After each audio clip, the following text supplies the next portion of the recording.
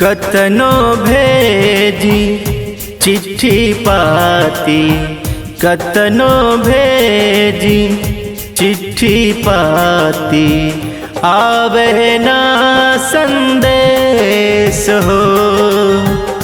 काहे बालम रूसल बाड़े, काहे बालम रूसल बाड़े, मन में उठे कलेश हो। कतनो भेजी चिट्ठी पाती, आवे ना संदेश हो। कतनो भेजी चिट्ठी पाती, आवे ना संदेश हो, आवे ना संदेश हो।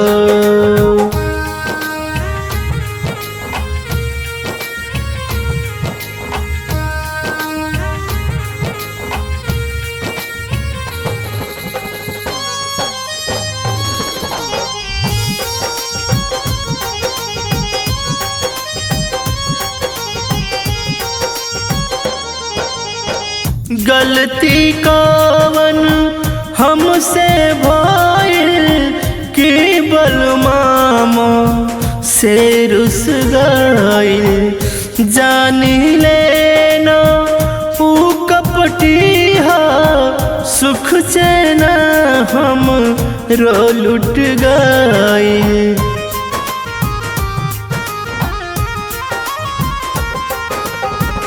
गलती कवन हमसे भइल कि बलमामो से रुस गइल।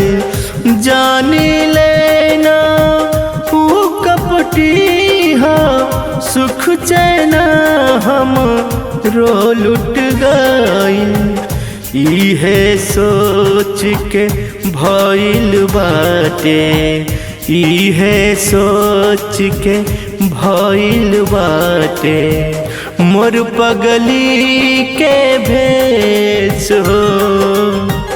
काहे बालम रूसल बाड़े, काहे बालम रूसल बाड़े, मन में उठे कलेश हो। कतनो भेजी चिट्ठी पाती, आवे ना संदेश हो। कतनो भेजी चिट्ठी पाती, आवे ना संदेश हो, आवे ना संदेश हो।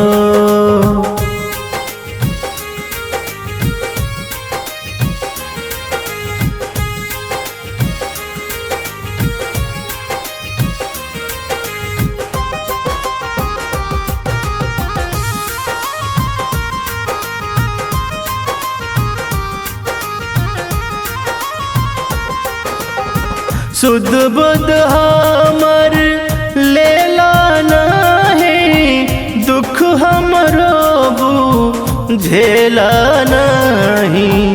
ओकरे याद में डूबल रही, कुछ औरी सुझेला नहीं।